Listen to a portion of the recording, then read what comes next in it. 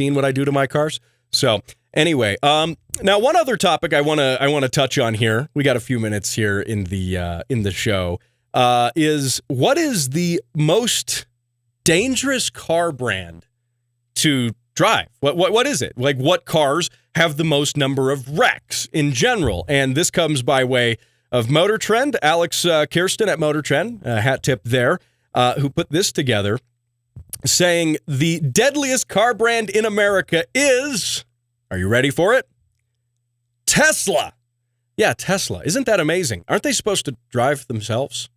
I thought they were supposed to drive themselves. That's what I was under the impression of. And anyway, so Tesla per capita has the most number of crashes and fatalities even per vehicle. Now, does that necessarily mean the vehicles themselves are less safe? Now, the fatality rate on these is 5.6 accidents per billion vehicle miles traveled. So that's per billion miles traveled. And now, granted, that's 5.6 per all of those miles. That's really not a lot. I mean, we're looking in the world of modern cars. Modern cars are very safe. We're not driving around in Ford Pintos, for example.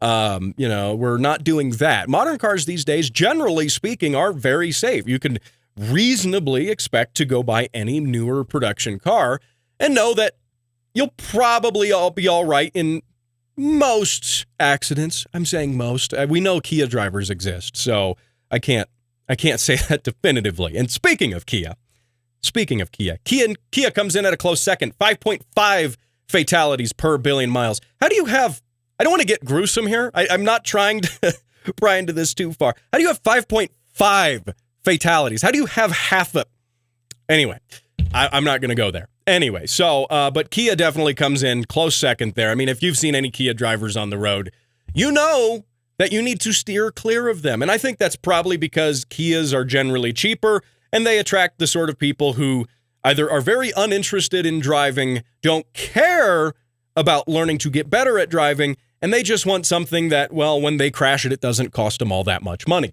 I think that's typically your average Kia driver, especially someone buying a Kia new.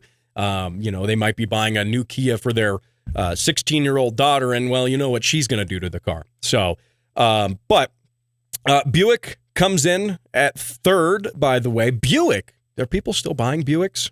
I didn't know people still bought Buicks. Dodge at fourth. Hyundai, 3.9. I think Hyundai should get an honorary second place with Kia because, well, they're the same company. But anyway, so, the moral of the story here, I think, is, rather than, pinning it on vehicle design and, safety and stuff like that, I think what this really means is people need to be better drivers. That's what they're saying is what I think these statistics are saying is that people need to be better drivers. It's not necessarily how safe the car is. I mean, again, modern manufacturing techniques are very, very good when it comes to safety these days. Very good. Even on cheaper cars. That's what we get. That's because we're paying so much more money for new cars because they're so much more expensive these days. We're paying for a lot of that safety. A lot of that safety is, well, it's in there. And I think a lot of this comes down to the drivers. I think you look at drivers being inattentive. We have more distracted drivers now than we have ever had, I think, in the history of driving.